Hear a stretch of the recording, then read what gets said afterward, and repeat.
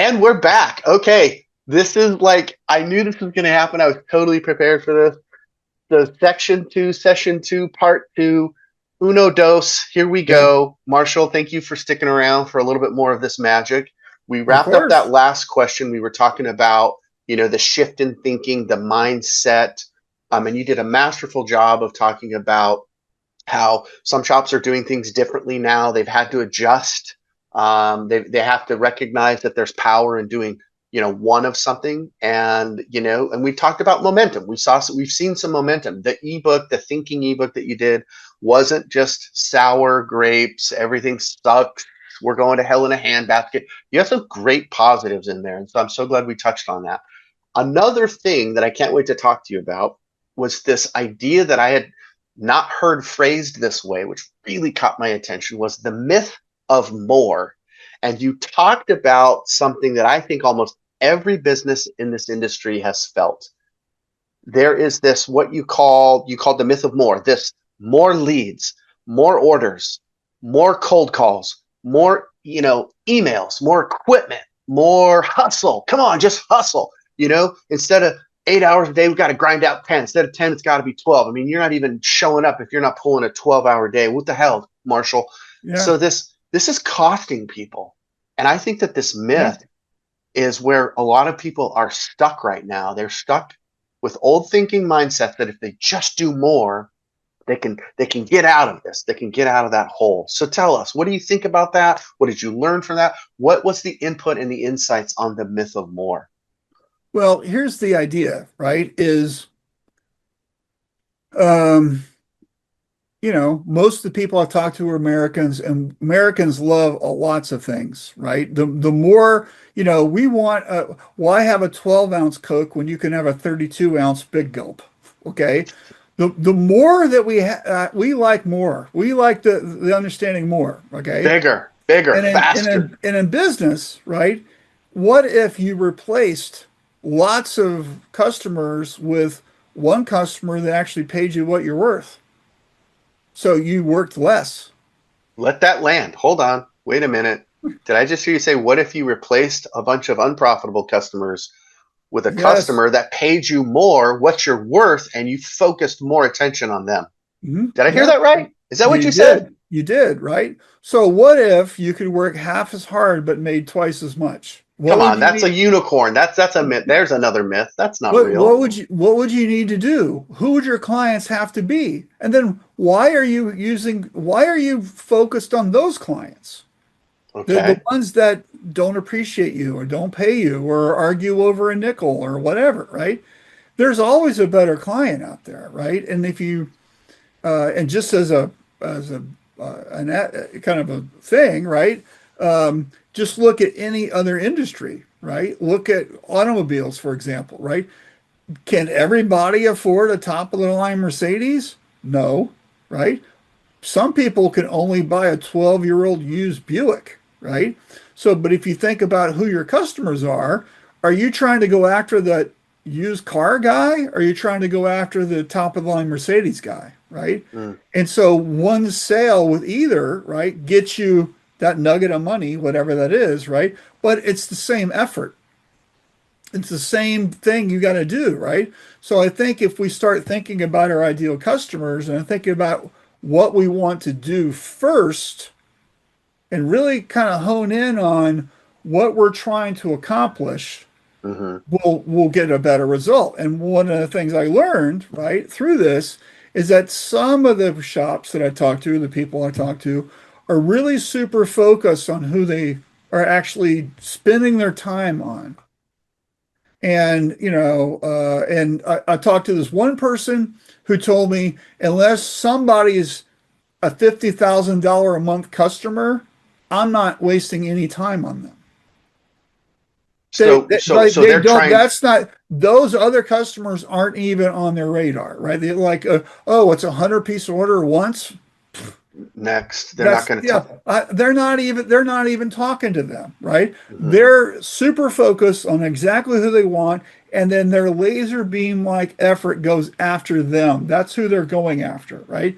So the myth of more is about we don't need more customers. What we need is better customers that are more in line with the outcome that we want. Ooh, that is wisdom. Did you have any examples from people that have gone through that shift or that change? Is there anybody that comes to Uh, mind? I didn't, in the book, I'm not sharing names of people and Right, right, right. shops That's because fair. I get it.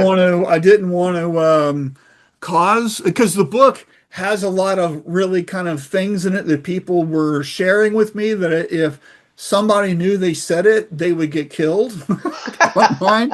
And Well, thank God, I, thank God I I would, didn't say anything that was so impactful and secretive. oh man, you should have heard Jay's conversation. Oh my God, you couldn't believe it. So I'd rather not name names, but I do know that some people, right, they go out of their way to make their customer the number one priority, and they're really understanding everything about that customer, and they are building things for them, but everything they do is about that customer's needs and problem solving, whatever that is, right? Yeah, I love that. And so the myth of more isn't about I'm just going to just release a bunch of stuff and hopefully somebody will buy it, or I'm going after, there's a lot of the companies that go after schools or they go after restaurants, or they go, whatever, Hmm. because there's a lot of that around them, right? But they have a lot of struggle with that type of client because of how that client pays you or works or whatever, Right, the right. bid process or whatever it is, right? And what I learned is there's a lot of companies that to them, that is just insane to do that. Yeah, it's a giant waste of their energy. It's a It's a waste giant of their energy and their time, and their time.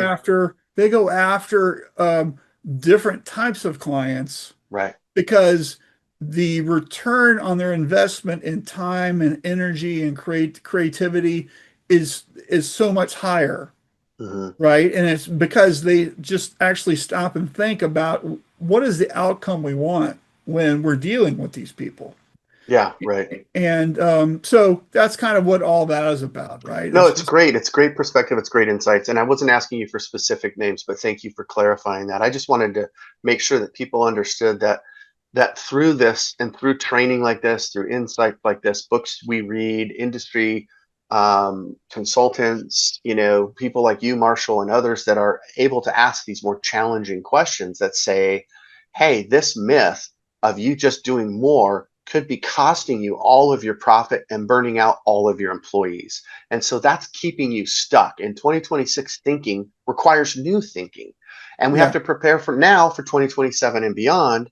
So what can we do to turn some corners and reevaluate and repackage our yeah. businesses so that we So can stand up loud and proud and say, I solve problems like this, Mr. Mercedes, future Mercedes driver. yeah, And I solve them with a unique system that I created, and it uses branded merch or apparel or print. And here's the system that we built for people like you, Mr. Mercedes owner, who's yeah, got piles mhm, of cash and is looking for me to solve these problems. yeah. Well, if you know, let's say you're a contract decorator, a lot of companies are, right? That's a really hard. That's the shops that I've ran were contract decorators. It's a really hard thing to do. You don't make any margin on the garments because your customer bought them and sent them to you. So you get paid the decoration fee. So everything is just about knowing how much everything costs. So I've done years and years and years of studying that, right? To find more profit, right? That was my whole job was finding more profit, right? But I can tell you, right, that there's tools out there, automation, AI especially, that can help you with this. And it isn't about getting rid of people, right? Which is the big fear of AI. Is it going to come from my job? It's about having these people have a better work experience because things auto-magically happen because of AI, and they can take that time that they would have spent, let's say, on order entry, for example, right?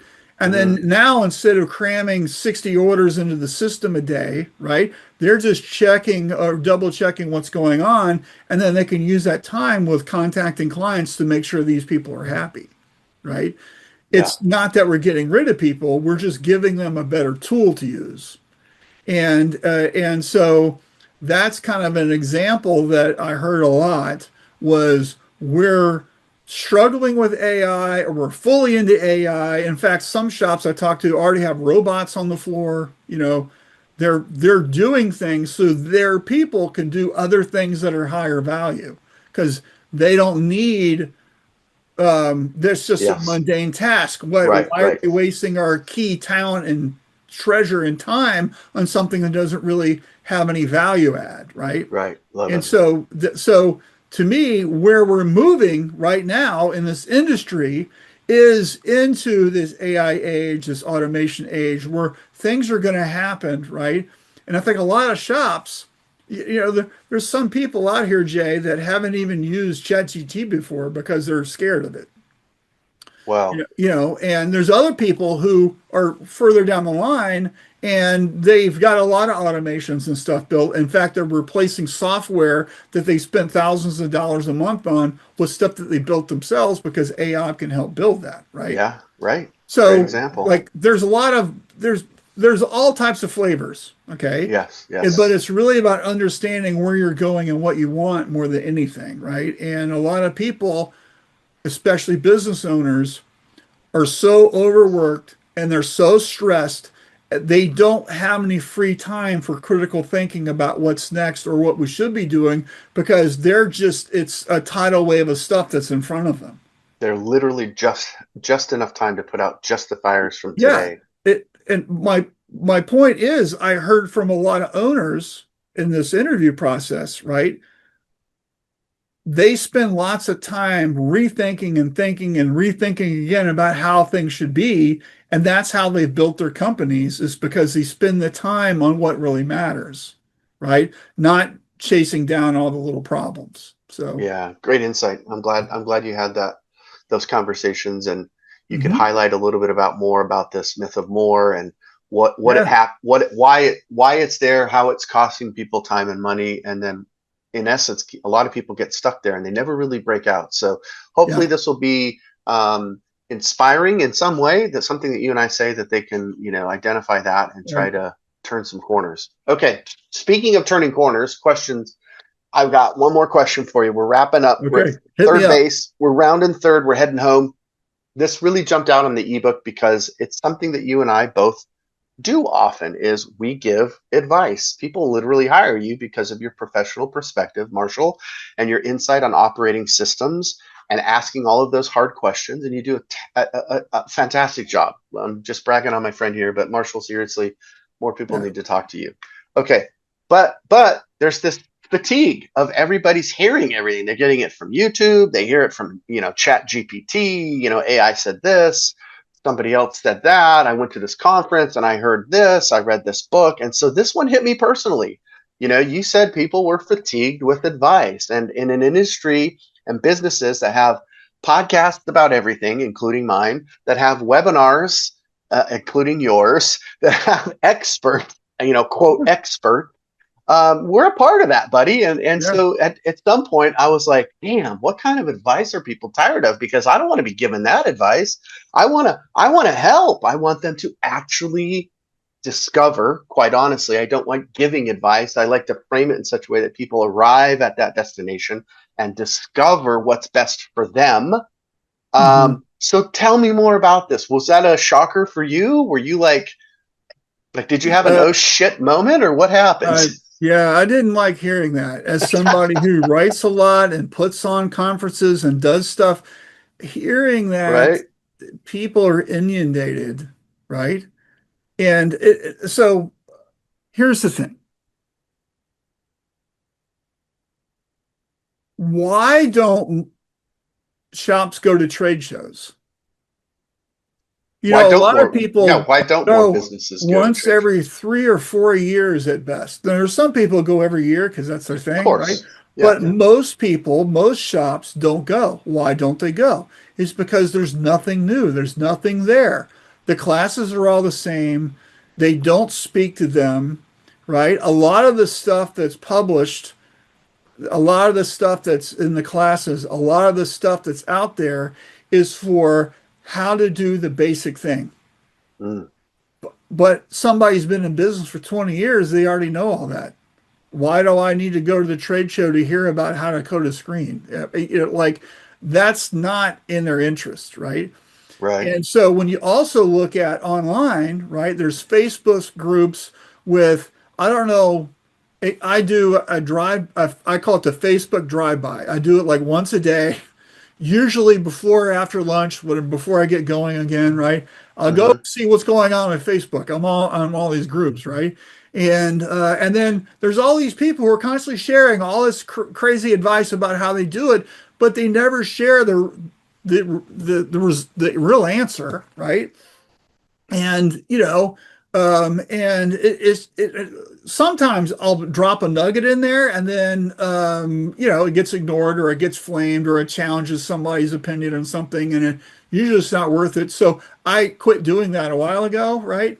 I just like to see what everybody's talking about, but you've got that, and you've got the magazines, and you've got the podcasts, and you've got conferences, and you got all these things going on, right? Hmm. And guess what? Nobody has time to consume all of that. Right. And when they do consume it, one of the big challenges is that you hear this person said A, this person said B, they're contradict each other. I don't know who to believe. Right. That's what Okay. I was gonna ask you. Is this they're overwhelmed because they don't know the answers, or are they overwhelmed because they don't trust the answer? It's multiple choice. The answer is E, all of above, right? And so as a content creator, it really kind of hit me hard. And that doesn't mean I'm not going to stop what I'm doing, right? But it makes me want to focus on delivering better value, Okay. right? And the content that I do put out has to be spectacular, right? It can't just be generic. It has to really land, right? That doesn't Hmm. mean it's going to find the audience because oftentimes it doesn't. I find that a lot of people, I put out a book, a lot of people don't read. So why did I put a book out, right? So, but blog articles or magazine articles or whatever, people like videos more than anything. People like podcasts more than anything. Especially this industry loves a podcast because they can listen while they're doing something, right? Podcasts are Hmm. great on the shop floor because you can be hearing about all kinds of stuff, right? So, advice fatigue is a real thing, right? Hmm. And the other thing I kind of learned is that people, just like any show, right? Do you like Seinfeld or do you like Friends? Like there's people who like one but not the other. Some people like both or whatever, right? It's the same thing in our industry. People follow some people and people don't like that person for some reason, Yeah. Just and hey, Marshall, we're gonna have to create T-shirts that say, "We know we're not for everyone." yeah, exactly. Like my kids torch me all the time because I don't love The Office. I've watched hundreds of the episodes. Of course, there's great humor in that. It's just not, it just doesn't draw me in like other shows have, Yeah, Parks and Rec or whatever, right? I love your analogy, Seinfeld, Friends, whatever, sitcoms. Like, which ones do you love the most? And some of that's generational, some of that's timing, and some of that's where were you. But the reality of what you just hit on is so, so smart. You're not for everyone. I'm not for everyone. And the sooner we wake up, grow up, and recognize that, we can shift that to say, well, who am I for? And the law of attraction, and like you said, create better content or create a better business or a better buying experience for the right person. yeah, right. And then through this thing, right, I started really looking at what I'm doing and what, other people are doing, right? And there's a thing that I've been talking about really recently, which is content debt, right? where you're doing something and you're doing it and doing it and doing it and doing it and doing it. Like it takes time, it takes effort. You're thinking about it on a Saturday when you should be playing with your kids or whatever. And are you getting the result that you need from it? And just like with, the whole promo chat thing, sometimes you got to kill your darlings and do something else, right? I'm still lamenting that day, but you know what? It was so much time. It wasn't, Yeah. yeah. And It, and so are you getting out of it what you need to, right? And this is true of marketing, this is true of content creation, right? And what I find interesting is a lot of shops spend a lot of time showing how they're making the sausage. I mean, you can't get away from it, right?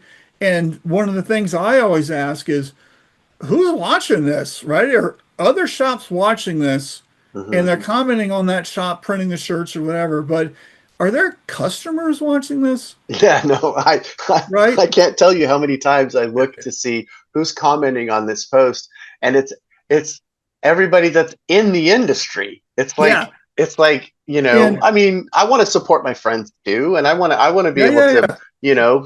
be your cheerleader and say Marshall does great work, or whoever, right? There's lots of great conferences, there's lots of great info Mhm. out there, and if these are folks that I trust and believe and know, I want to be the cheerleader. I want to put the spotlight on it. But at some point, you're right. You're asking a really hard question. Again, thank you, Mr. Atkinson, And Professor Atkinson, asking hard questions. Who is this content really for? And is anybody really watching it? And by anybody, which clients? Are there any prospects that are actually tuning into this content? yeah.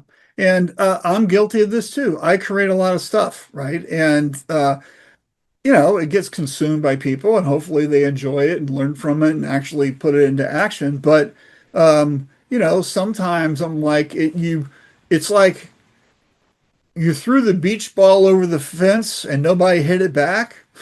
It's like, did anybody read this thing? I have no idea. And sometimes it's really good to get the comments and stuff. And one of the cool things about this book is I was flooded with emails of people who were like very appreciative and they read the book and they gained some insight or whatever. And Yeah, yeah, usually I don't get that a lot when I write a blog article or something's in a magazine or yeah. It's like one and done. You move on. I had an article come out in the Apparelist today, right? And all about analog versus digital and it was a very academic article, right? It's not cheerleading of how great things are, right? So I don't know if anybody's going to read it. I hope you do, but it's one of these things where I'm going to create that and hopefully people can learn. And I'm going to go, like I wrote that thing, 6 weeks, 8 weeks ago, right? So Right, right. Well, listen, let's say this. Marshall, you do provide great insights. You do provide great thanks, content, Jay. and I'm not just saying that. And this is why I know this is true, because I was blown away by this ebook, the thinking book that you created, and I hope that you'll continue to do this. I hope that maybe we can continue to grow this. If there's something that you know, I gained from this. That's why we had this conversation. And that's why I Yeah, hope this conversation continues to move forward with the people that I'm sharing this with.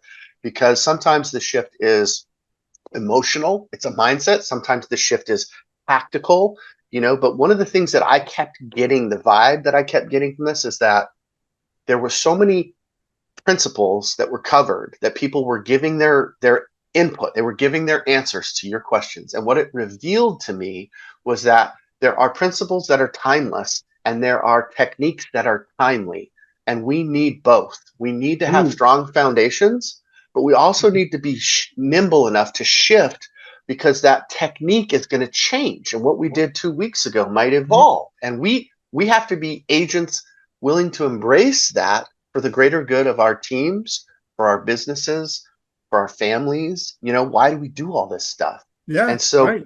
Mr. Atkinson, your book was very inspiring and it was a Yeah. big deal. And I couldn't wait to talk to you about it and share it with everybody I know. So Well, I'm so thanks, glad we Jay. had this time, man. Yeah, thanks. I appreciate it. And I'll probably do a 2027 thinking, Include me, man. Let me know how I can help, because Marshall, I yeah, appreciate it. The conversation was so great. The insights were so deep. And because it wasn't just about doing more, It was about seeing how your business could shift differently, how I can show up differently. Um, and let me wrap up on this because I think that clarity is one of my favorite words. I know it's high on your vocabulary list, but I think Mhm. that the lack of clarity is why so many people got stuck or are getting stuck in all of these businesses, print, promo, apparel, and you are a shining light, and those that are surrounded with you that are thinking clearer and are asking these harder questions. And maybe it's because we're a little bit more mature than we were 20 years ago that we're having these kinds of discussions. Maybe it's because we actually do care. I think it's both. But I just appreciate your take on this because it adds value and the clarity.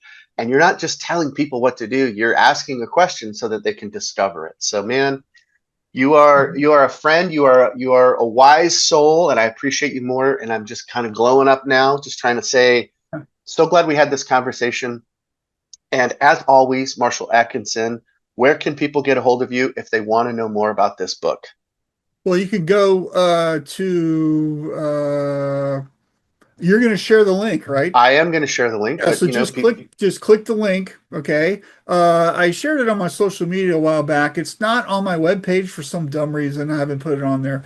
I'm in the middle of redesigning my webpage right now, so I'm not even thinking about the old webpage because I'm building the new one, you know. I can relate to that, man. I can And totally relate.